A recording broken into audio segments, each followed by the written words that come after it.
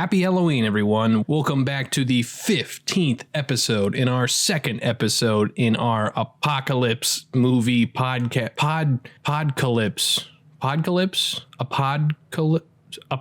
It's apocalypse. Our second apocalypse in our apocalypse movie trilogy. Today we are talking about the movie After Earth from 2013. Just wanted to thank everybody again for all of your support and be on the lookout for new videos on our YouTube channel, which is Tucker's Take, of course. Let's not waste any more time and jump right into this episode of Tucker's Take.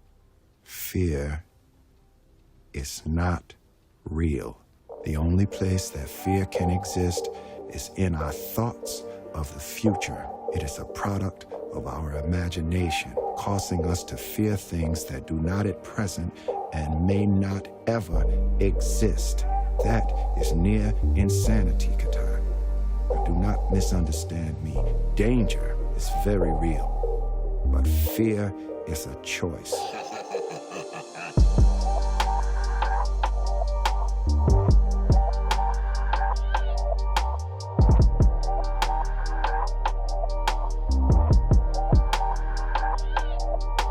Do you want to start the podcast now? Are you asking me or telling me? Do you want to start the podcast? Denied! Sit down! No, you gotta say, like, can I start the podcast now third? Can I start the podcast? There you go, you can do it? Yeah. See, I want that kind of dedication from you Can I start the at all podcast, times. sir? Denied! Sit down! That's it. Hey everybody, welcome back to the Tucker's Take podcast, the only podcast where every bad movie has a good backstory, hosted by me and co-hosted today, my two brothers, Garrett Jaden Smith. I'm not Colin, you're Colin. and Keegan. Where were you? Really take your moment. Sir, I am dedicated, have studied, and displayed conduct becoming of a ranger, sir. I request the commanding reconsider his assessment, sir. Excellent. Today we are talking about the movie After Earth from 2013, directed by M. Night Shyamalan. This movie had a budget of $130 million. It had a domestic gross of $60 million and a worldwide gross of $240 million, meaning it did not make its money back. So thus it is considered a bomb. Yeah, also critically not. Critically was not received well at all. What do you guys think? Just give me a quick little tidbit. What do you think of the movie? Well, I hate this movie. I really do. I watched this movie when it came out because the trailer, I thought it was really cool. And I thought the concept was really cool. And I was really excited to see it. That's not the movie I got. And I've been mad about it for years. And so now we're going to talk about it. I have a fresh new anger for this movie because I have not seen it before. And unlike everyone else, so this is very raw and angry. I think this is the worst movie we've seen so far. This is the one that has been, I think, the worst one. Okay. There is a backstory which I think will kind of validate a lot of opinions. I think that this movie came out during a time where Jaden Smith was not very well liked, and that led to a lot of the immediate hatred towards this. Mm-hmm. Let's dive into it a little bit. So this was directed by M. Night Shyamalan. It was put together by M. Night Shyamalan. It was I'm not organized. sure anyone directed anything. M. Night Shyamalan is obviously famous for The Sixth Sense, Unbreakable, Signs, and I think there was a period of time where M. Night Shyamalan was fairly well liked, and then he kind of dropped out of favor with a lot of movies like Lady in the Water, The Happening, and The Last Airbender, which came out in 2010. So at this point, Avatar is already out, and M. Night Shyamalan is kind of like, everyone's like, he's at his bottom. Yeah. And I think we've decided between the three of us that The Last Airbender might be the worst movie we've ever seen. It is aggressively bad, and it hurts you on levels I don't think you even knew it could. Yeah. So to understand where this movie comes from, it starts with Will Smith. Mm-hmm. Will Smith, according to him, and I might butcher the details of it, but had a phone call with Jaden Smith on Jaden Smith's birthday. Jaden Smith had filmed The Karate Kid. Mm-hmm. You're saying his father called him on his birthday? Yes. He wasn't Will Smith was there for his birthday? Yeah, no, he wasn't. And that's part of it. So Will Smith calls Jaden Smith on his birthday. You're never there. And Where were you? And Will Smith's like, I'm busy. I can't make it. Yeah. And Jaden Smith's like, of course, you're doing whatever you're doing. You're a coward. And Jaden Smith is like, you know what? You owe me for my birthday, so you need to make a movie for me. And Will Smith apparently took that and ran with it because he came up with After Earth. The writing of this film, the story actually came from Will Smith. That's so Will insane. Smith is the writer of the story. That makes sense. Now, here's the thing about this, which makes it interesting. This is actually a family project. Will Smith obviously did the story. He's the actor. He was a producer. In a lot of the interviews, he refers to himself, and everyone refers to him as the producer. So he was a producer. Although he's not the executive producer, he is one of them. Jaden Smith is the lead, obviously Will Smith's son. Jada Pickett Smith is another producer, which is also they're also related. And then Kayla Pickett is like their cousin, who was also a producer on the film. Wow. Oh, and the executive producer, not related to the Smith family, E. Bennett Walsh. I wanted to see what his kind of track record was. Yeah. He produced movies like Kill Bill 1 and 2, the movie Stealth, the movie Ghost Rider 1 and 2. Yeah, The Great Wall, that movie with Matt Damon, and MIB International. It's not surprising, or like I like how you started out. I was like, oh, he's about to list some awesome movies, and then it just was like going down. Yeah, there's like a clear decline. Like, it doesn't surprise me that he's involved in this picture. Will Smith comes up with this story, brings it to M. Night Shyamalan. M. Night Shyamalan. I don't know. I couldn't figure out why the connection between the two of them. cheap at this time. Yeah, Probably. like 3 years after his bomb box office. Probably because he had a weak. Well, I don't want to speculate, but he had a weak movie, and they're like, who'll do it? M. Night Shyamalan. Really, but will do it. Will Smith is a pretty well-known actor. He I feel is. like if he brought it to someone, I feel like he would have some kind of pull. Why would he pick someone that's already made In the a dumps. bunch of failure movies and be like, "This is my family's project. Will you please direct this for me?" They haven't worked together. I couldn't. That's the thing I couldn't find, and maybe someone else can. I couldn't find why he goes to him. Yeah. They ask him, they're like, "Oh, so how did you pick M. Night Shyamalan or something?" And he's like, "Oh, yeah, well, M. Night Shyamalan has a lot of good movies, but there's no the producer made me do it or something." There's no movie they shared where you're like, I could see them working together. Yeah. again. Yeah. M. Night Shyamalan agrees. The story is developed by Will Smith, which, although he created the story, he did not develop it into a script. That is the result of M. Night Shyamalan and a man named Gary Whitta. Yeah. They developed the screenplay. Gary Whitta is responsible for the screenplay of Rogue One, which is kind of confusing because Rogue One was rewritten 2 or 3 times, Yeah. so it's not clear whether he's involved in how much he's involved in that. I do like Rogue One, but it's hard to tell. He's also responsible for the Book of Eli.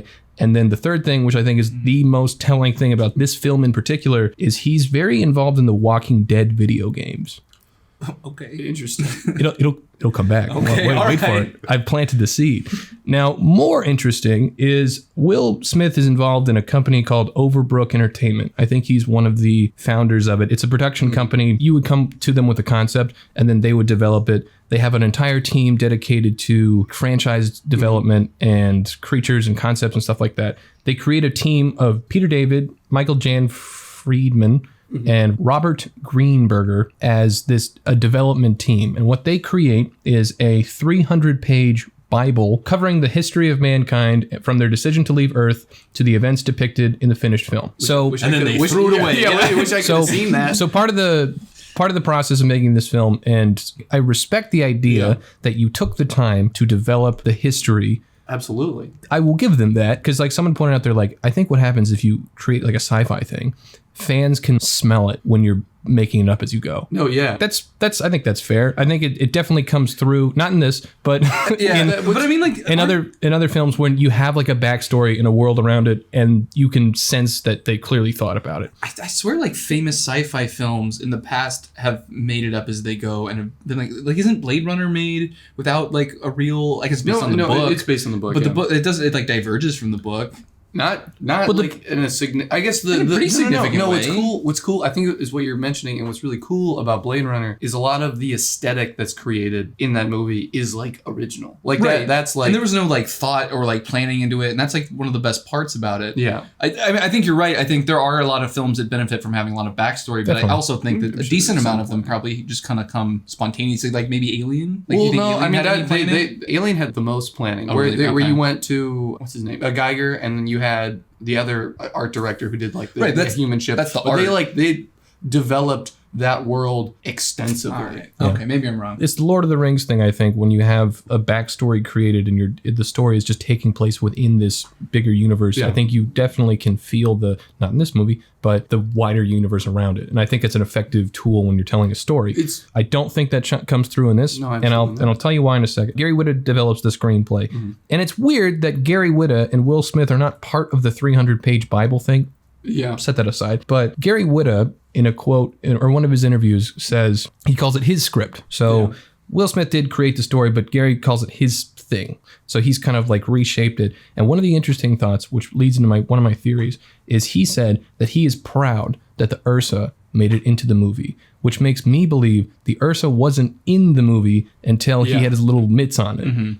I can see that. Which, if you think about It feels that way. Yeah, No, absolutely. totally feels tacked on. Now, you guys were talking about the design of the Ursa for a while. Fun fact, the other part why I think it's like a last minute addition is the team who created it, they worked in clay for 3 months to create the creature, which I thought Was it Jaden Smith? Was it like one of the Smith family? They just gave him like a bunch of clay. And no, it took 3 months it's to like make it. their Drop team. it on the floor and then went, actually, it looks pretty good. It looks like a lump of clay. Yeah, it looks like someone like gave it to their toddler for 3 months, and like that's I'm kind of upset. what. I'm upset about the design. Well, he says we worked in clay for 3 months, which is a really quick time to develop a creature for the rest of the movie. Yeah. No, it's not. 3 months. Garrett's come up with stuff in like 2 minutes. Yeah, better right. than that. Well, that was interesting to me that he said the rest of the movie. Yeah. So I feel like the Ursa was a late addition, which explains the weird trailer in the beginning. I Yeah. think, but isn't that interesting? makes 3 the most months sense. Yeah. to take it. They apparently went through 10 versions of what the Ursa was going to look like before they landed on something they kind of liked, and then it took like an additional 4 or 5 versions to find the final form. Which is I'd so love to see weird. the ones that like Didn't they, make it? Yeah, they picked it up and like not this one. We're gonna go with We this. went with the one that looks like a booger. It's a gray blob. Yeah, it does look like a booger. Well, this is a di- Tweety Do you think that's how they bird-shaped finally did booger. it? Was After like 3 a months booger. of planning and claymation, they finally just pulled out a booger and went, that looks exactly like Put some what we're claws thinking. on that. I love it. Baby claws. Little mouth, though. Yeah. The most Don't make it too unthreatening scary. mouth. As someone who likes to design stuff like that, looking at that is like embarrassing. I don't know how that one got through. It's totally Isn't that- unmemorable. What an interesting idea. They worked for 3 months, and that's, according to him, Yeah. that's fast. That's apparently a tight timeline. Yeah. Are you sure that that's like the design of the beast in like 3 months, or like the whole process of making him? That's I thought Because maybe. that might be fast. That I could see. That could be the case. It would seem in the context of how he's talking about it. Yeah. He said we worked in clay for 3 months or something like that. Yeah. Well, So maybe it is. claymation? But Did that I miss it? happens. Is it claymation in the movie? Like maybe that's. that totally happens in like a lot of Disney films and a lot of movies that have like you have to like come up with this type of character design where they go from like this particular sketch and they build a model of it and they like change the sketch, build a different model, and then continue to develop your model for months, and then you land on a character like Woody or something like from Toy Story, where you have this thing that was very different from the beginning, and they edited and made it perfect for the movie they're trying to tell. Yeah, because- but this came out as a booger, and I'm confused. The perfect booger. Yeah, because Woody in the original story was like a puppet. Yeah, and like Yeah. big, and it was too And scary. menacing, And they yeah. did all these things to make him exactly what he is. I think what they did was they created the story, and then Gary Whitta was like, there needs to be a villain that's like kind of throughout the story. And Yeah. I imagine there was a lot of like, that's not really what we're doing here. And then he's like, but come on. It's in the trailer though, isn't it? It's shown in it. for like a very quick second. We just Yeah, watched yeah, it is. But I mean, obviously the movie was almost made at that point. But what's weird is that Yeah, this is all pre. that trailer is like showing something. Is like what we pitching a discussed. different It's movie. pitching a different movie Yeah. that doesn't involve the Ursa. Okay. And the Ursa really ruins it. So first issue, more thought went into the background of this story and the future of this story than the story itself. Because I think according to M. Night Shyamalan, there was a year of development of, quote, the world, Yeah.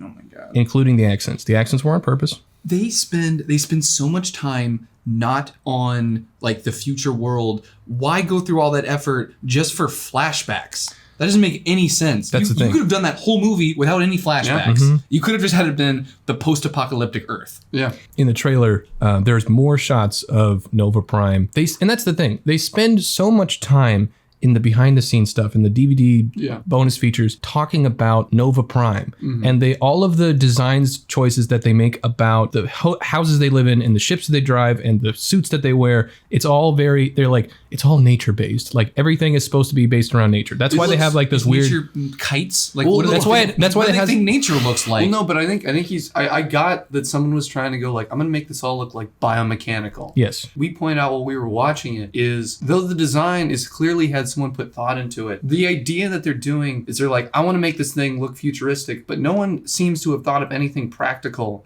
It's all about the aesthetic. It's the aesthetic. Not the functionality. Where they're like, I want to make this look biomechanical. I want to make this look future. They'd sleep in a hammock and they'd have these weird seats made of paper. They'd have a weird nest for the baby to sleep in that's a glass bowl. And you're like, none of that makes sense. That was for plants. Like Oh, the it's for plants? wheelchair, Oh, like the wheelchair they Yeah. have in that, where it's like this very stiff, it like doesn't have any ergonomic support or any like no one could use that wheelchair in real life. Yeah. And it's just like this weird like on a rolling unstable pin thing. Yeah. It looks like an iPhone or like a Mac made wheelchair. But like it doesn't make any sense. Ergonomically, you just have like a terrible back. It looks like a chair developed by Apple, but like in the early stages of Apple, where it's like too clunky and too big. Why wouldn't you have like biomechanical limbs? Right. That would Yeah. be the That next would be step. futuristic. Yeah. There's a lot of thought into what it looks like. They're like, everything is nature. There's honeycomb shapes, and that's from nature. And the ship looks like a whale or whatever, and that's nature. And like all of there's no sharp edges. It's like the whole point is it all looks like nature. Sure. Okay, fine. If that's the concept you're going with. But none of it's practical. The life suit is what bothers me a lot, because I'll save that for the second part. Yeah. Here's some fun facts. So you kept mentioning the shots that they filmed were in a pretty location. That location is Costa Rica. Cool. Cool. There's redwoods in Costa That Rica? was, and I'll say it, I think that was the only part of the film that was nice to look at or Yeah. like enjoyable. You're like, wow, it's so pretty wherever they are. I think they said they filmed in Costa Rica and then Eureka, and I don't know where Eureka is. Isn't Eureka in California? Yeah, that sounds right. Maybe that's where the redwood stuff redwoods are comes coming from. Yeah. Okay. That makes In sense. Costa Rica, they filmed in a place called Arsenal Park. The name is like Arsenal Park 1968, which I guess refers to when the volcano erupted last or something like that. But if you would like to go to the After Earth location, you can. Neat. You can see where the monkeys were.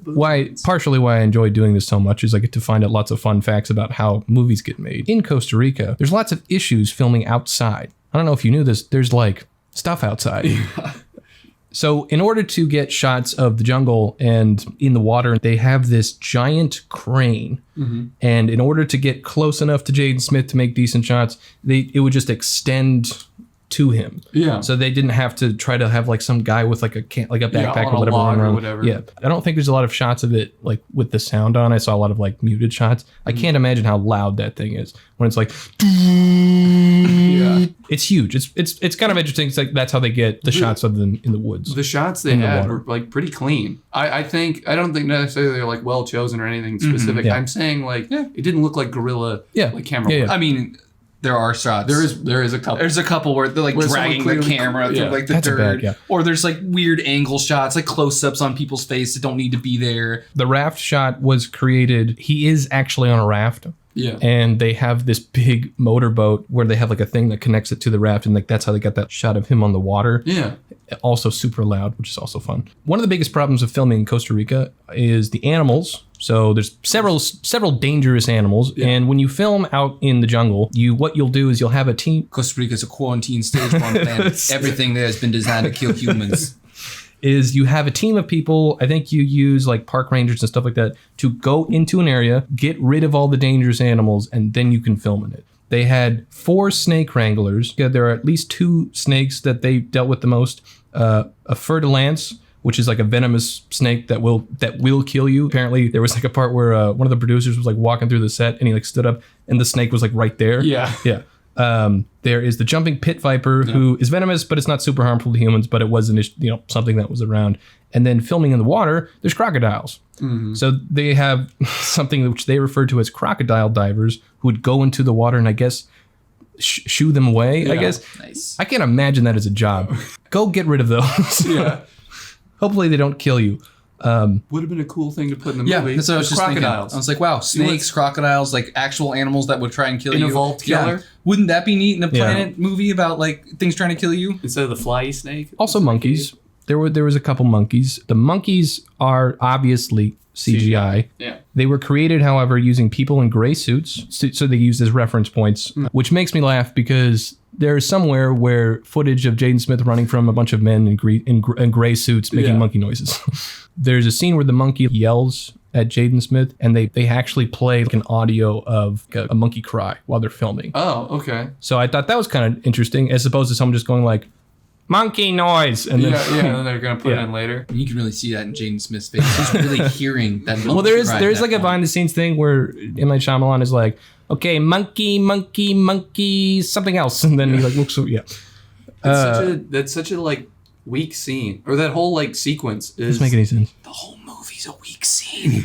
Will Smith was present throughout the entire filming and helped Jaden Smith with his acting because Jaden Smith is a minor and he needs his father there. I just meant like you could have do his like shots. Like, Yeah. Like in a week, and then all right, Will, like see you later, dude. So production, other than that, there was multiple reshoots. Jaden Smith, when asked in an interview what his favorite part of the film was, he was like, "Oh yeah, I got in shape." What he reveals is he goes, "So when you're filming, there are like breaks where we shoot and then we take a break for a while and then we shoot again." Yeah. And I'm like, well, not if you make the movie correctly the first time. Those are reshoots. So this movie apparently had several breaks and reshoots. And it's funny because he goes like, yeah, so what I would do is I would stay in shape and then I would send pictures to Michael M. Night Shyamalan. Michael Shaw. And to show that I'm committed to the movie, to show that I'm still in character. Sending him shirtless pics. So there is a chance that M. Night Shyamalan has shirtless pics of a young Jaden Smith. Of a minor on his phone. Yeah. That's funny. Which they joke about, but then there's that undertone of like, But it's really happening and true. Yeah. According to IMDb, which is always a gray resource, in the original cut of the film, there was a lot more footage of Nova Prime, and apparently that did not do well with test audiences, so they came up with the version that we watched. Because no one cares about Nova Prime. Okay. But the movie we got is about something that's very like integral to Nova Prime, and like this alien, totally the focused alien on Nova monster Prime. and the fear thing is all like about that. Yeah. As opposed to if you just had it take place on the apocalyptic Earth, you could just cut like Nova Prime doesn't need to matter. Yeah. This movie was released the same year as Fast and the Furious 6, Iron Man 3, and Star Trek Into Darkness. This is all in the same month. So it had like no reason not to do well. Because Iron Man 3 is like underrated. Like it didn't do well when it came out. It should have done better. I mean, it did okay. There's a sad note to this and then a good note to this. So like good news, bad news situation. Obviously, it had very poor reception. I watched a video where they just drive Jaden Smith. Like they're very aggressive towards him. And he's not a good actor. You know, like he's not a good actor. I like how you said it earlier. He's not an actor. He's not. He does. He is technically an actor, but he doesn't act. He's also a kid, so like I can't be like he's stupid and I hate him. You can. Others There can. are other kids. Yeah. Leonardo DiCaprio doing stuff. Yeah, Like, that's- he's an actor. Right, but like I'm not gonna sit there and be upset at a child for not a little acting upset at well. him. I guess. So here's the difference, right? Like, you can obviously say, he's a child actor. I'm not going to get upset with him. But who you should be getting upset with is the people that chose him and the people that chose the theme of the movie and the focus of the movie to be on a poor child actor. No, I agree. I totally agree with that. That's the thing. I would rather put the blame on them. But I watched a review where the guy's like, I don't like Jaden Smith. I don't like that he's freaking smug, and I don't like what he looks like. And you're like, dude, chill out for a second. Yeah. That's not the point. That's not why it's wrong. He's a pretty obnoxious person. I'm not a little bit. I'm not an actor. You're an actor. But I'm saying if you take the stigma off of that and just examine the movie as its own solid, like its own not solid solitude, as its own alone thing. Nice, good words. Good say. I have the best words. If you take that off of it, it's just a bad actor. But but if you add it on, you not only have a bad actor, you have the philosopher of our time. Here's the bad news is that when this movie failed, which, of course it did, Will Smith talks about it being really painful. And I like Will Smith. I think he's a good actor. What I think people forget is that Will Smith is so happy when he's filming this because he's like, I'm doing something with the family. I'm doing something with my son. And it's part of the family business. Like we're doing this project together and it's going to be this great thing. And then it comes out and everyone just hates on everything, and Jaden Smith is like the center of it all. And being a dad, I can't imagine like pushing your son into something and then it just destroying completely. He didn't push his son into it. His son literally asked for this. He did, and he doesn't say that he pushed him into acting or being part of movies. I just felt for him a little bit. I was like, that's sad. I get it. It is sad because this is like his first family thing. Yeah, it's like his big breakout role. Yeah, but bad planning, bad. Yeah, like if this is gonna how you introduce your family to like making movies, you should put some effort into it and make it something like solid. And maybe the fault is that Will Smith just can't make movies. Or maybe that's what it is. You should have picked like a different actor, Scott or something, or a different director, or like maybe have other people write the fucking write the movie. Yeah, because M. Night Shyamalan cannot write. No. The good news is that make movies. This didn't end anyone's career. Obviously, everyone else went to do bigger and better things. Well, kind of. Like you could say Jaden. Like no, because Jaden went on to go act in other things. He's like a weird music career. Maybe I've seen some music videos. Like it didn't like destroy him. It didn't destroy Will Smith's career. M. Night Shyamalan was like, everyone was like, yeah, of course. Like it didn't ruin anyone. I guess. I don't think anyone's. Maybe should have. Yeah, well, but no one's like from this movie going off to do well. Like Will Smith is now kind of getting a lot of heat for not being in a lot of good things recently, and like his YouTube stuff. And Jaden Smith is getting a decent amount of hate still, and is doing kind of like off anime Well, again, I feel like Jaden Smith's thing is a lot of that doesn't have to do with this movie in particular. It's more about his personality and the weird choices that he makes as a famous person. Sure, it's kind of chicken and the egg. Which came first, the poopy movie or the bad career? Like. Yeah. But ultimately, I think why this movie fails is that it's boring. Like, it doesn't explore character development. It doesn't have anything in particular that I think stands out, which separates it from something. It's a movie made for the wrong reason by the wrong people. Yeah. What's the wrong reason? Because he wanted to make a movie for his son. As opposed to having this really cool idea and then like having a story to tell. Yeah. And it's not focused. And I think the epitome of that is you can take Earth out of it. Yeah. And it's the same film. Absolutely. It has nothing to do with Earth. You can take every single component out of it and like none of them really matter. It's not really about anything. And that's what makes this movie so bad. Yeah. Absolutely. Learning all this information, how does that make you feel now? I mean, I actually like learning about how specifically it got made. I like learning specifically how this one got made just because I personally really like the concept that has so much potential and it's really cool and it could have been really cool. And that's why I was so excited when it came out. But you being like, this is how this was made. It was like someone had this idea. These people wrote it. That's how it came together. This is why they did it. Like that makes all that makes sense. Such a cool concept. It's just turned out so bad. See, I feel like it doesn't make sense. I was expecting to hear like these people had these interests and these people had these interests and like this didn't like mesh well. And there's I guess there's some rewrites and some reshoots, but overall this doesn't sound like a chaotic like script or screening process or like movie thing. And the product is this just like disorganized mess, and it sounds like what you're telling me is that's just Will Smith and M. Night Shyamalan. Like this is what they came to make, and they made it. It's partially Will Smith, it's partially Gary Whitta, it's probably a lot M. Night Shyamalan, because M. Night Shyamalan describes himself as a quiet director. He goes like, I'm much more interested in intimate moments between people. I don't know how to direct sci-fi.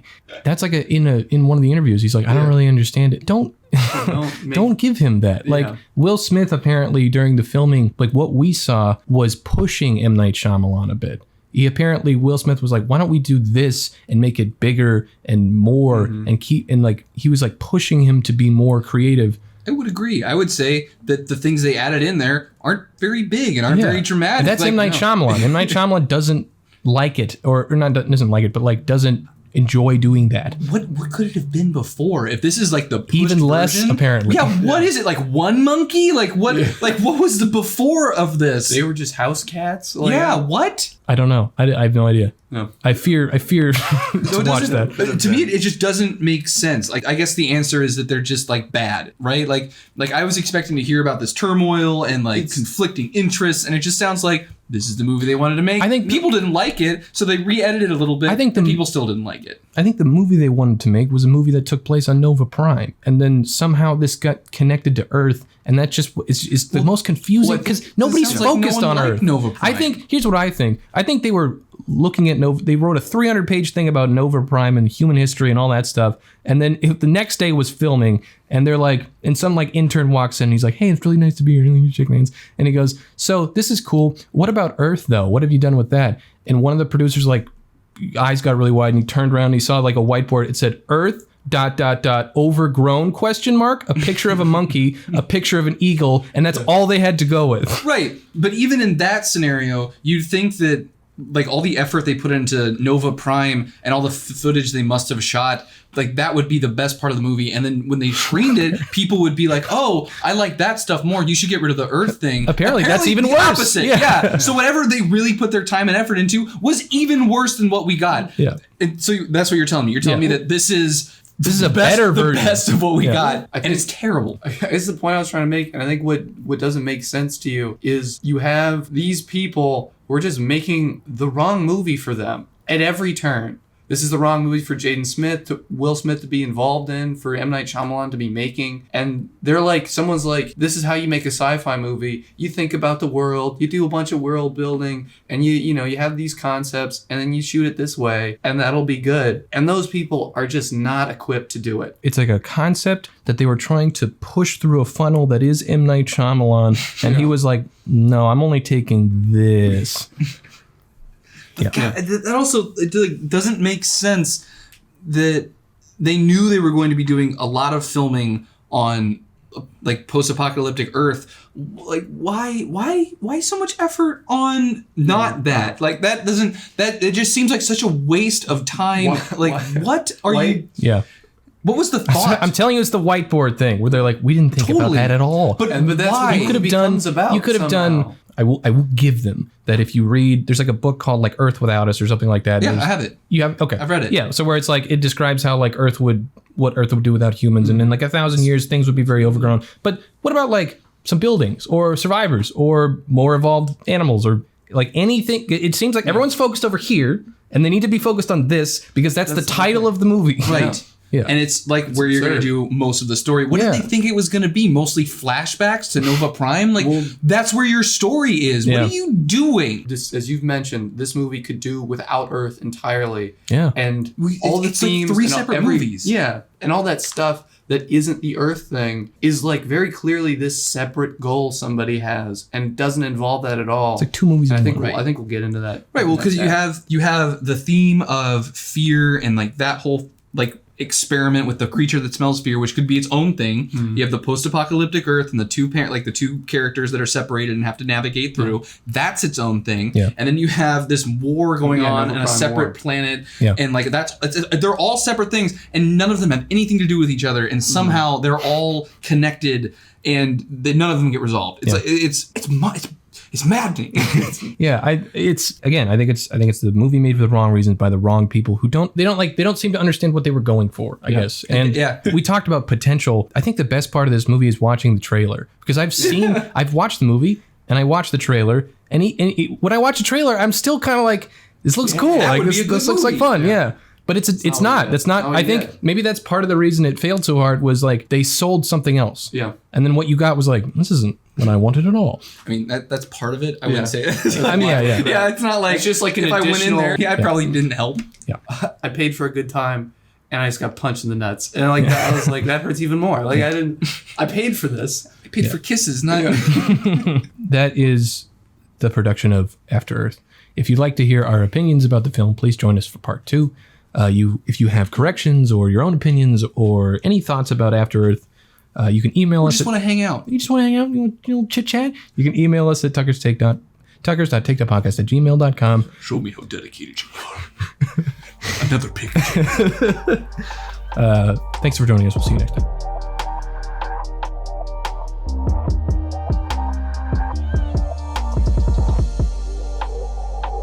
Welcome back to the second part of the After Earth episode. Guys, why don't you explain to the audience what exactly happens in this movie? My throat turned black. I like it, but I think it's something bad. Take an E. What do you want? Go ahead, Keegan, start it.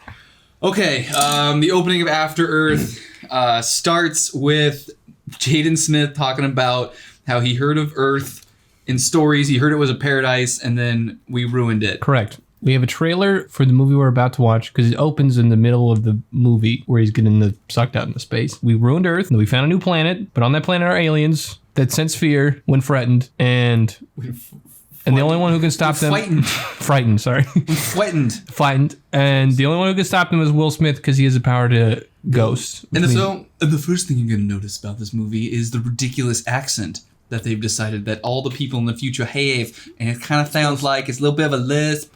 Maybe a little bit like a British accent in there. I kind of lost it. It's a little weird. This intro is just super out of place in this movie. It also is just cramming as much information in it as humanly possible. No real good explanation for anything. It's just like, oh yeah, we came to this planet. And you're like, that information doesn't really mean much to me. And then this happened and you're like, okay. Yeah. But fret not, because it really doesn't matter in the long run. Yeah. Anyway, all you have to know is that there's aliens. They have a war with humans going on right now. And part of that war is they've created a creature that can sense people's fear through their pheromones. Technically blind. Technically blind. They sense your fear. And if you don't have fear, you can walk around them without harm. Will Smith has been the first person to find out that if you are fearless in the face of these aliens, that they can't see you or detect you. So they call it ghosting. Yes. Putting yourself in a suit would be too hard. Covering yourself in a cologne. Too difficult. Well, you figure just wearing like a full body, like hazmat, that would kind of solve the problem. Well, you figured people who are traveling in space would develop suits that allow them for space travel. Yeah. Or guns. Guns would probably being tight enough to contain air in a suit or have guns. Wow. Yeah. I didn't even think about that. That just kind of ruins the whole movie off the bat. Yeah. Instead of having little AirPods that you have to inhale every 10 minutes or so, just make a real spacesuit. Yeah. And then all of those problems are solved. And then how about with the Ursa, if they can smell you with your fear when they're close up, put a gun, and then you just shoot them like this. Yeah, you shoot it because you can kill them. It's not like they're very hard to kill. They're not very big. They're about the size of a bear. Yeah. Sharp sticks work? It shows us right away what they look like, which I think is a mistake. There's no real mystery to what they are. They're just like we said, gray boogers. Well, the intro blows all the secrets. So it shows like what the monster looks like. It shows what Earth looks like, to a degree, that it's going to come back to Earth. Yeah. And it introduces Will Smith's character, I guess. And then Cypher Rage. And then we get to meet Jaden Smith. We do. Who is running in a military little exercise, which is traditionally, you have people running in groups. Jaden Smith decides to establish his character by running ahead of the group. And just to kind of, I think, make us dislike him, they go, Jaden, it's not a race. And he just continues to run fast. He ignores it, yeah.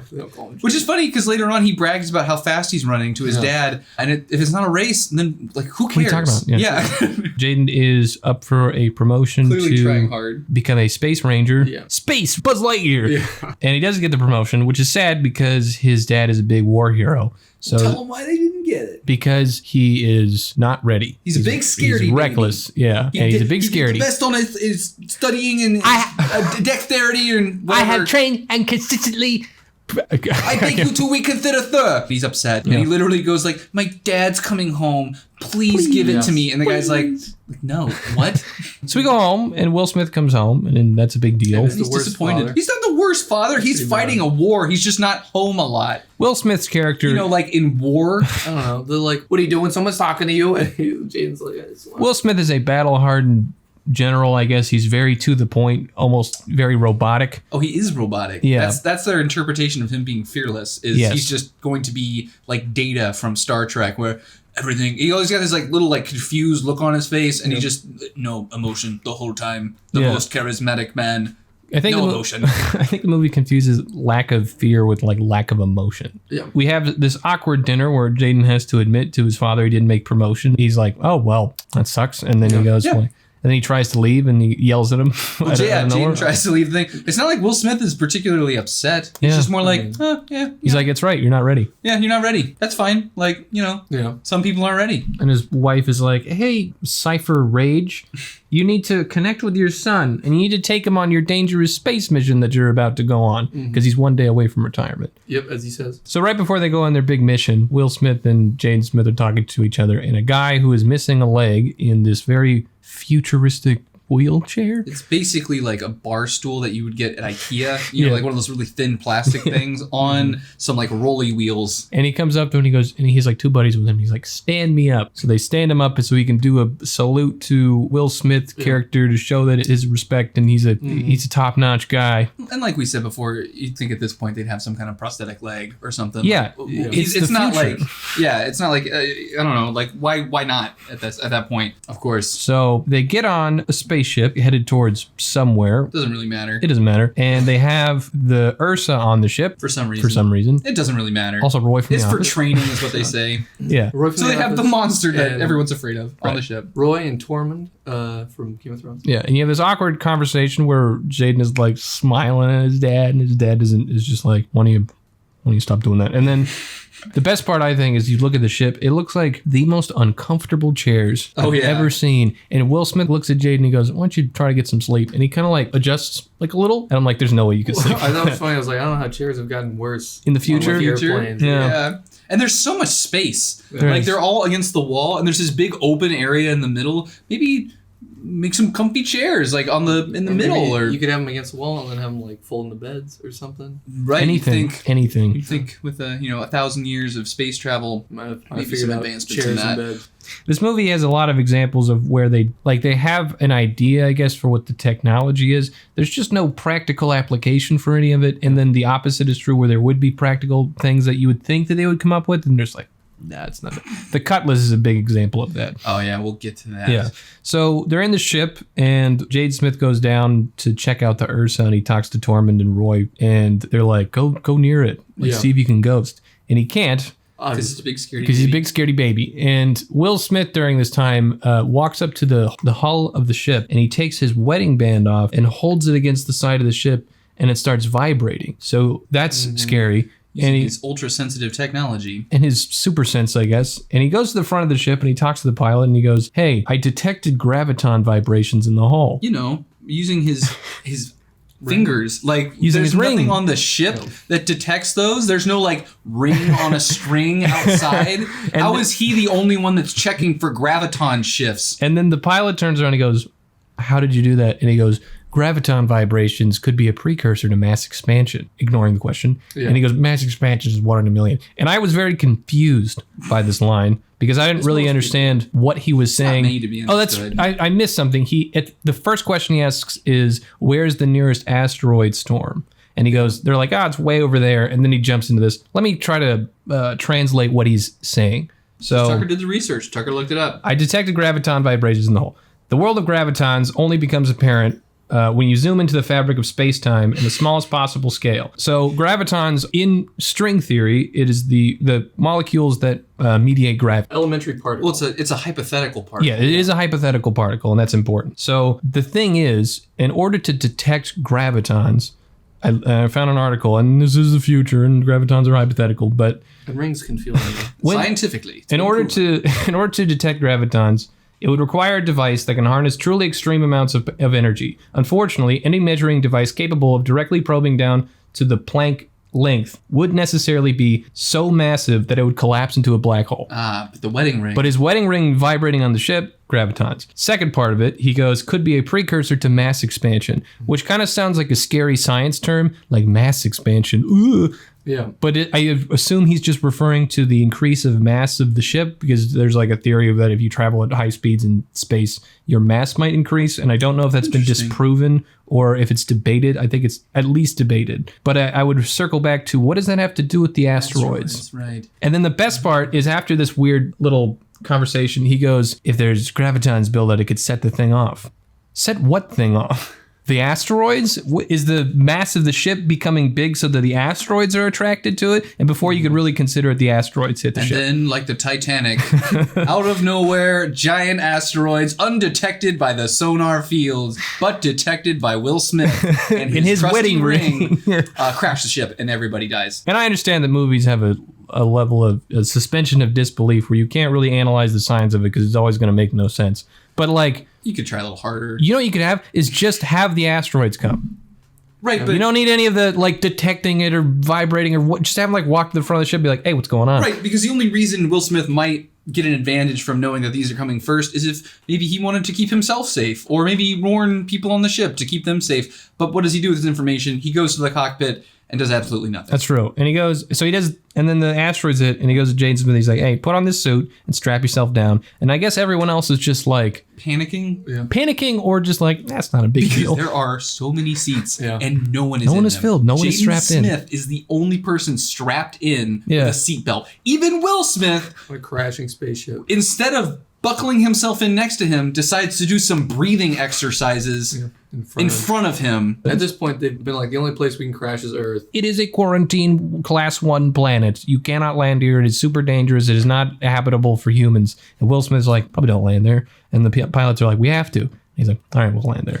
Obviously. I mean, like, if the ship is crashing, he's like, don't land there. Ew. Like, I don't want to go to that one. But the twist is that it's after Earth. He says it's impossible. That's true. He finds out it's Earth. He goes, that's impossible. Which, like, if you looked at the map, I guess, on the way to the planet you're going to, you'd be like, oh, look, we're going right by Earth. Hey. Like, how is it impossible? What are you talking about? The ship explodes in half. When Will Smith gets sucked out, he's one of the first people that gets sucked out in a totally different direction, and then other people get sucked out on the tail end of the plane. There's an explosion. Will Smith flies towards the opening, so you assume he gets like sucked out of the ship. Seconds later, a different hole opened on the other side of the ship, which sucks people out the opposite way. And somehow, I guess, when Will Smith was fluttering through the ship, got caught on like a ledge or something and got stuck in the cargo. Yeah. And the ship crashes on it. After Earth. And the only 2 survivors are Jaden Smith and Will Smith. Everyone else is dead. Yeah. Everyone else on the ship is dead. Jaden Smith is absolutely fine because he was wearing a seatbelt. Will Smith, falling from the stratosphere,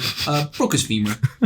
It's like just a total break. It's like separate. Yeah. I like when he takes the tube of blood from one part of the leg and puts it into the other leg. Right. So you assume he's got some kind of like arterial bleed or something. And I don't know. He's able to scan it and like take a look at it. Yeah. And then put in a little tube thing. At no point does he like try and give himself more blood or like anything you would typically do to manage it. He just kind of like tries to go around the wound. I'm not sure what his goal is. Yeah. But otherwise, he's okay. He's, really okay. They figure out that the only way to survive is to get a beacon from the tail end of the ship, which is like 100 kilometers away or something like that. And the only one who could do it is Jaden Smith. You might ask yourself, what does this After Earth feature? Because Will Smith looks at Jaden Smith and he goes, everything on this planet has evolved to kill humans. Yeah. Which we were talking about earlier. Yeah. It doesn't make a whole lot of sense if we left Earth. Yeah. Why would it evolve to kill humans if there's no humans to kill? Maybe if that happened beforehand, that's why we left Earth. It's not, because we ruined it. Right. It was a paradise.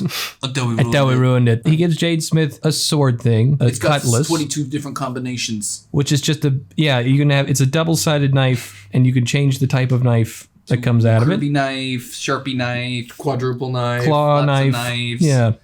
It's so dumb. Why would you need what? Jade Smith takes off in his fun little adventure. Will Smith is able to track him using probes and cameras on his body. And I just want to point out, he goes, he's got cameras on Jaden Smith. He's got probes all over the place. And he goes like, there are 3 scenarios with that Ursa that was on board. 1 is that the Ursa died. 2 is that the Ursa is wounded. And 3 is that the Ursa is alive. Thank you, man. I don't think I could have figured that out myself. But he goes like, the best part is that I've got drones, so if they go anywhere near you, I will know. I'll see it. I'll tell you. He doesn't know where it is. He doesn't know until it's literally it right behind James. Yeah. So to clarify, there's the Ursa on the ship apparently doesn't die, and that's like the big mystery. Where's the Ursa? It's released from its pumpkin. Yeah. And what the first thing that Jaden Smith runs into is some monkeys, and what happens is Jaden Smith, as he's running through the woods, his suit turns black. Yeah. And he says, my suit turns black. I like it, but I think it's something bad. And Will Smith goes, it's because it's made of smart fabric and it's got motion sensors in it, which was one of those things where I was like rubbing my forehead. What does that mean? Okay. Explain it to clarify. Isn't he moving all the time? The suit seems to turn black, which, okay, cool. It does that when there is a animal moving towards them at any sort of range, I guess. Think there's lots of those all the time. Yeah. It's in the jungle, right? Like, or like at any other point in the movie where things are moving around him and his suit isn't black. Yeah, and he runs into some monkeys. Will Smith tells him not to move. That's right. As if like the monkeys are doing T-Rex rolls from Jurassic Park, they'll just ignore him. Which I think they're a version of baboons, which aren't those like incredibly territorial and super aggressive. Yeah. So like I get it, like maybe not throwing a rock at him's the best thing, but also like not moving on either. Yeah, the ongoing theme is that Will Smith tells Jaden Smith to do stuff and Jaden Smith ignores it. So he throws a rock at the monkeys. The monkeys freak out and chase him. He does some cool parkour up a tree. He does, okay, all right. Where he jumps on one tree. I want you to know, because puts a foot on one tree and then jumps to another tree. It's pretty badass. That's about the extent of the parkour we're going to get for this. Yeah. And you're like, how's he going to escape the monkeys? Oh, he jumps into the water. And monkeys don't like water. Monkeys can't swim. You know, everybody knows that baboons that constantly fucking swim. Sorry, everyone knows that baboons that constantly swim don't like water now that they've evolved to kill humans. Yeah. Though Tucker did have a good point because in the water, there's a leech. There's a leech. Death leeches. Something happens. Will Smith detects that there is toxins in his body, and there is a leech on his hand which is poisoning him, which is indicated by his suit turning white. Oh, so when the suit turns white, it's like bad times kind of thing? Bad times that are coming. The thing that pisses me off about the life suit, Jaden Smith has a suit which changes color depending on dangerous situations. It turns black if something is coming towards you, perhaps. It turns white if you're poisoned or cold. Toxic. And then it turns brown when you're fine, I guess. when you're like chilling. You know what would be really easy for all that? What if you just had like a little thing on your wrist that went like, deep, deep, something's coming towards you? Who's the color thing for? Like, is it? Yeah. Can you not feel the cold? I like that you're just like standing there hiding from something, and it's coming towards you, and your suit just changes color and goes like, oh, there you are. What if the suit became like armor or gave you like a short heat burst or something like that? When it's cold, instead of just turning white, it just turns white because it's like, hey, it's cold. You're dying. Oh, right. And I think it's pointed out at some point before this that at night the Earth gets so cold that nothing can survive. It freezes over. Everything that survives. Yeah. He's got that problem. He's got dangerous animals, and he's only got a certain amount of oxygen to make it to the tail. I almost left it out because it has no real impact on the show at all. He's got like 6 capsules. They last for about a day. Yeah, if he runs out of air. He has a leech and he gets poisoned, but luckily he has a very specific pack which has a poison. Has an antitoxin to the leech's poison that, like, why would that be in the pack? It's also one of the 3 things in the pack. Right. He has a med kit. The oxygen. Flares, full stock of flares. He says flares and food. I didn't see any of that. Flares, food, medicine, full stock. Yeah. Oxygen canister 4. Which he's able to administer to himself with the help of... Oh my God, with the most dramatic... Also, he has to inject it in his heart with these like tiny little needles. That's not something that you can do. And why the heart? Like why is that? We were talking about it. Like, you'd think that this futuristic suit might have a spot that you just like plug in the capsule and then it automatically inserts it into your heart instead of trying to like stab it through the suit, through your sternum. Yeah, and he can't do it because he's all blind and numb, and the toxin is affecting your neurobiological system, and so he has to like, he's like crying and he's like, I can't, Dad, I need your help, and he like literally was, I don't know, he's like, I want to be a ranger, and he's just a big scared baby. So he's able to help himself. He survives the second night. Barely helps himself. Where Will falls down and the thing goes in his chest. That's true. He climbs under a log because apparently there are heat pockets so you don't freeze to death at night. Will Smith and Jade Smith have a nice evening talking about the first time that Will Smith ghosted. And apparently all it takes to ghost is to... choose not to feel fear. Yes. It's a choice. It's a choice. Fear is a choice. So that's the main theme. Fear is a choice. Yes. You can just choose not to be afraid. Correct. And there's this great, one of my favorite lines that Will Smith says, where he's being drowned by the Ursa. The Ursa isn't eating him or stabbing him. It's just drowning. The Ursa is using its little boogery hands to drown him. Will Smith has a moment of clarity where he's like, wow, this is really pretty. And then he realizes that there's a pincer in his shoulder, which I don't even know if it has pincers. And then he, at one point, goes, I saw there was a pincer in my shoulder, and I told myself I didn't want it to be there anymore, so I took it out. And then I realized I was ghosting. Yep. I think pincers, and feel free to correct me, come from the mouth. Like it's a mouth claw. It's like a thing. A series of limbs that have evolved to they're like mandibles. They're like... I would say you could expand it to a definition of any 2 pieces of like thing that come together at a point. No, they don't have. Because that's not there. Just gotta. Well, I think again, this also is a reflection of They had no idea what it was going to look like. So they were just like, pincer? Also, like, that once you choose not to feel fear, I guess you also choose not to feel pain. Is Anything? that the other part of Or it? anything Or like except for drowning. rage. Like, yeah. And that's it. That's the end of the story. It's not like a happy story. He just goes like, that's the first time I ghosted. I'm good. Sweet. And then it cuts to him, Jaden's running or some stupid thing. I'm chilling. Jaden Smith survives the first night. He runs through a lot of his oxygen. He breaks a couple of them. Right. And then he lies about it. he lies about For it. really no reason. Yeah, so Will Smith goes, hey, what's your inventory? And he goes like, food's fine, flares are fine. I have 4 capsules. And his heart rate goes up because he only has 2 capsules. And that's important. Do we know, or were there more capsules on the like original ship? Could he have just gone back, gotten a couple more, and then I kept think going? so. I think I pointed that out when we were watching. And I was like, why don't they just head back, And get a grab couple some more, yeah. and then come back? Because we know that he only has the exact amount he needs to get to the ship. So now that he's missing 2 of them, that's 2 days worth of capsules. He can't make it. That doesn't, like, what is he thinking? Like, why is he lying? The funniest part about this, I think, is that they're like, the capsules last about 20 hours, 24 hours. It coats your lungs in oxygen so you can breathe on the planet. He takes one at the beginning in the ship. He takes one like 2 hours later, and then he takes like a third one. It's not even been 1 day. The movie only gets dark once. yeah. Because it's a big deal when it gets cold because the The planet Ship freezes goes, over. Yeah. His suit goes white too. That's true. He runs through the woods and he gets to a cliff. Yeah. And we have a very big dramatic thing. This is, I'm a coward, you're not a coward. So at this point, because his lies worked so well, they do another inventory check. True. And Will Smith's like, show me the capsules. And he goes like, well, He's like, no, there's 4. with only 2. Yeah. And Will Smith's like, well, you can't. So come back. He's on his screen. He sees a little thing that like calculates if you climb down the cliff, it takes 4 capsules. If you fly down the cliff, it takes 2. Jaden Smith doesn't know this. Will Smith looks at this and goes like, I Can't make Jaden it. Smith is going to do it. Jaden, go ahead and come on back. And then Jaden gets very upset. And he screams at him. I'm not a coward, you're a coward, where were you? And then they talk about Where were you? Also want to talk Where were about you? he calls like Will Smith a coward. I totally disagree with that. Will Smith is fighting a war. He's like doing things that are very clear. I mean, his one thing is that he's not a coward. He has no feelings. And this is all based around, we haven't described it yet, but at this point you've kind of figured out that Jaden's sister died because an Ursa attacked the home. Jaden's sister put Jaden in a box. A plant It's box. not a box, it's a dome. A plant dome. A plant dome that hides his pheromones. Jaden's sister dies, and apparently Will Smith is pissed because the 6-year-old child didn't try and fight off the bear ghost. that was attacking his sister. You know who should have ghosted was his sister. Draws us back to what we were talking about earlier. So Jaden Smith is able to evade the Ursa by being in a airtight dome, I guess, and that's why it doesn't find him. Why not make the suits airtight so the Ursa put can't some- find him? Because they're completely useless at this put some point. wheels on that dome and Yeah. some spikes. Yeah. Your little Yeah.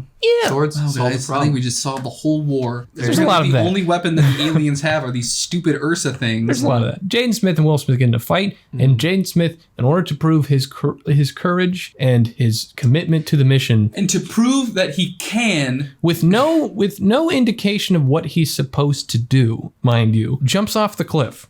And you're like, that's an insane suicidal move. But check it out. His life suit's got, it's got flying wings. squirrel wings. It's got wings. Of course, smart suit. And he does a cliff diving move, which is extremely dangerous, where And he much just like Will Smith anticipated. he flies straight down, which is right next to the cliff face. And out of nowhere comes a giant eagle. Like condor looking thing. Yeah. Yeah, and the eagle grabs him and gets him pretty quick. So Will Smith was 100% correct that he could not do this. I have to remind you, But like, he's a coward. I'm he- not a coward. Will Smith gets a reading on his computer that says the only way to make it in time with enough oxygen is to jump and glide down to a location. Yeah. Jaden Smith doesn't know this. Yeah. He just jumps off the cliff. He doesn't know, like, I don't think he knows where he's going unless he has no map. You don't see him go like, oh, it's right over there. He just goes like, you're a coward. Okay, I'm dying now. And jumps off the I'm gonna cliff. fly. Yeah. And then I like that we talked about like why you don't fly right next to a cliff face when you're like, jumping. Base jumping. Yeah, when you're base jumping, because the air currents that are keeping you up when you do that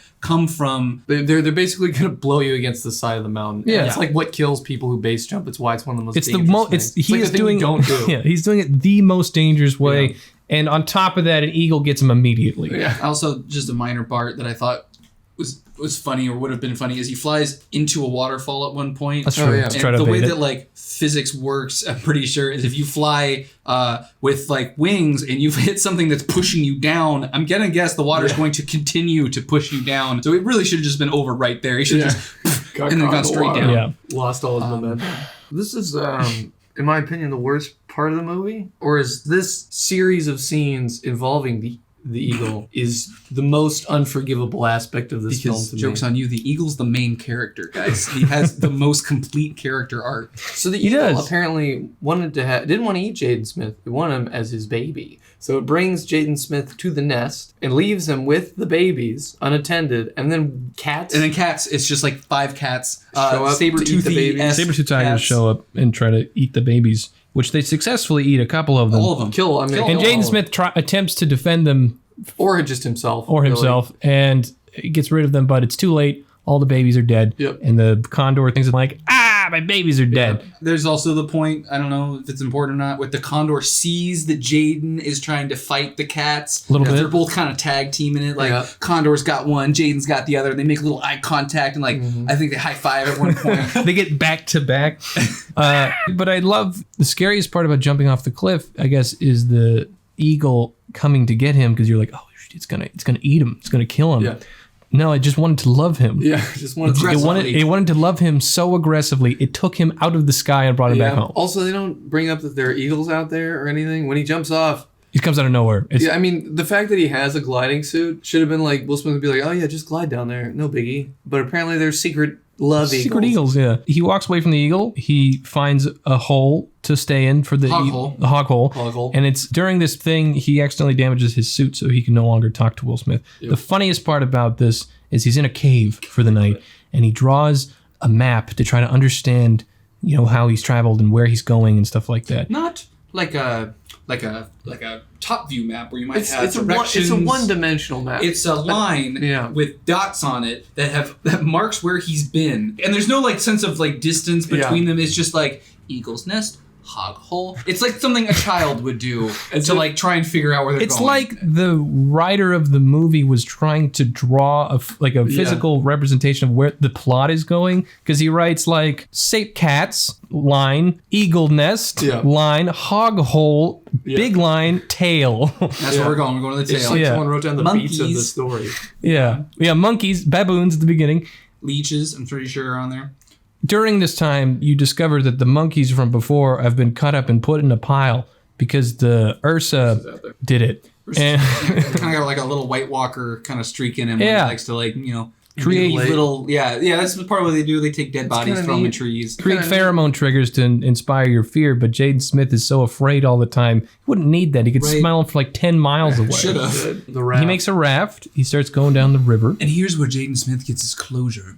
It's true. He talks to his ghost sister, and she's like, hey, it's not your fault. It's not your fault. And he's like, I memorized the passage from Moby Dick. That's not a lie. That's almost exactly how it goes. And she's like, well, stop that, wake up. Yeah. And he starts like blurting at her. He starts quoting Moby Dick. Yeah. And then she's like, wah! Which comes up a few times, right? Like, it does. Moby Dick comes up there. It comes up at the beginning, because his mom says he's been reading Moby Dick. It comes out a second time in the ship where he says, I've been reading Moby Dick. It comes out a third time where the sister says, I got the book Moby Dick. And then it comes out now where he's quoting Moby Dick. And then we never talk about it again. And it never really comes up or matters. At the end, I guess. If you, the audience, can discover the connection between Moby Dick that'd be cool. and this movie, I will talk about it. Like I don't know what to give you, but like I don't understand the connection. We've all read like bits of it, and we have no idea. There are whales in this movie at one point, and maybe that's what it is. Maybe because whales. Because it's not like the themes of Moby Dick don't seem to line up with the themes of this movie in any way. He does raft. The earth starts freezing, and it's too late. He can't get out of the cold. He can't get to a hot spot fast enough. Suit turns white. Suit turns white. Thank you.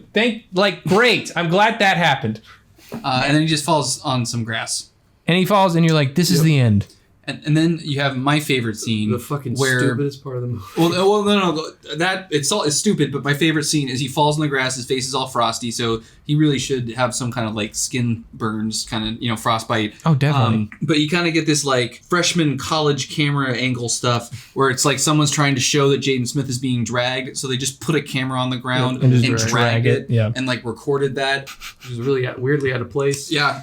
I mean, It's really dumb. And puts him in a small divot. Tell him where it was. Tell him who did it. Who did it? It's the fucking eagle. And the eagle died. The eagle saved him. The eagle died to keep him warm. But at the cost of its own life, it commits eagle suicide to protect him from the cold. And here's my favorite part, is that we know that the eagle's nest is behind Jaden. The tail of the plane is in front of Jaden. Jaden was heading towards the tail of the plane. The eagle must have followed Jaden, seen which way he was going, watched him freeze, and then went like, don't worry, bud, I'm going to take you further rather than bringing him back to the nest. Because the eagle's evolved. The eagle knows it enough that he takes him basically to the tail of the plane because Jaden wakes up without any oxygen and gets to the plane right there. in time. Yeah. Because the eagle helped him out. Because the eagle's the best character. They do a bro fist. He does. At the end of it, when he gets out of the hole, he goes, "Thanks a lot, pal." He does. And He does do that. Gives the eagle a love tap, and the eagle's dead. And then he's just like, whatever. I don't really care. I was joking, but he does do that. He goes, "Hey, thanks." I think he calls it pal. Just to like, because you're like, oh, is that like an accident or something? In case you were confused as to what happened, and weren't willing to accept how stupid it was, the movie makes sure it made the dumbest decision possible by going like, thanks eagle for saving me. Like, and I like the fact that someone pointed this out. The eagle lives on Earth, and Earth freezes over every night. The eagle has not evolved to live in the cold or to find the hot pockets, or to aren't all over the place. What are you talking about? You can also fly. Yeah, I think it's important. So it's important. He makes it to the tail, which is a big deal because it's got the oxygen tablets, which make them completely useless. And I want to remind you that it's been about this. I think this is the last 40 minutes of the film. Yes. Jaden and Will Smith are not talking at this point because the communication's out. So we're really just watching Jaden Smith do this and Will Smith murmuring to himself for about 40 minutes. We're watching Will Smith watch Jaden Smith. So Jaden Smith makes it. Watching Will Smith watch. He's having a panic attack because this. And he's as bummed out about it as we are. He starts dying because it's so boring. He's literally falling asleep at this movie. It was funny because Keegan, while we were watching it, was like falling asleep while Will Smith was. It's like, look, yeah. I had to rewatch it. This is so slow and so anticlimactic that I was drifting in and out, and then I went back and had to rewatch it. Yeah. And God, it wasn't worth it. So he finds a beacon, which he's going to use to shoot into space and to bring people to the planet and save them. But he can't use it because the ionic layer is filled with ash or something from the active volcano. So in order to get it to activate, he has to go closer to the volcano. Okay, this is all being psychically telepathed to him by Will Smith, who is murmuring into the TV, and Jaden's totally hearing him. Yeah. Somehow, also he's gonna get 200 feet more in elevation, and that'll solve all his problems. Doesn't make sense. No. So he climbs up to the mountain, but lo and behold, what's in the mountain? The ice is in the mountain because it has a sense of dramatic timing, I guess. Yep. So Jaden Smith, climactic finish. Nothing. That's the problem. There's no build up to this. It just kind of happens. Yeah, and at this point, shouldn't Jaden be at his least fearful? He's just completed his mission. There's really no reason for the Ursa to be hunting him at this point, right? Yeah. He does walk by a dead body, and then it just that's sets pretty it spooky. off. Yeah. That's spookums. So he goes and the Ursa finds him, and they have a battle where he's like, "Oh no, Jaden's gonna lose because the Ursa's giant." He's smacking him around a little bit, and then he has some ghost voices, and they go, "Jaden, stop it!" Stop it! And he's not afraid anymore, and he kills the Ursa. That's about it. He does. I mean, there's it's drawn out. He goes underwater. The Ursa follows him underwater. He climbs up a thing. Ursa climbs up a thing. But essentially, they just waste a lot of time. Jaden Smith decides he's not going to be scared anymore, and then jumps on its back a whole bunch and stabs him. And he kills it with the weirdest sci-fi weapon, which is a very close range sword. But if you think about it, at the beginning of the movie, the sword was very simple. And at the end of the movie, it's the most complex because it's breaking into segments or something. Stop it. And that is his arc. And that is his arc. Stop. Ladies and gentlemen, the end of the film. No arc. There's no arc. He does not learn anything as a character. He doesn't undergo trials and get past them. He's helped out by a bird in the middle of the movie. And then at the end, he just goes I'm not going to be afraid anymore. Yeah. In the end of the film, he sends this signal into space. People show up in a He-Man-like fashion because it's the biggest explosion. Lights up the entire sky and sends signals into space. It encompasses the the radius size of the Earth. Yeah, the diameter of the planet. In a second. It's huge. People come, they rescue them, they bring them back. There's footage of Jaden killing the Ursa on the news, I guess.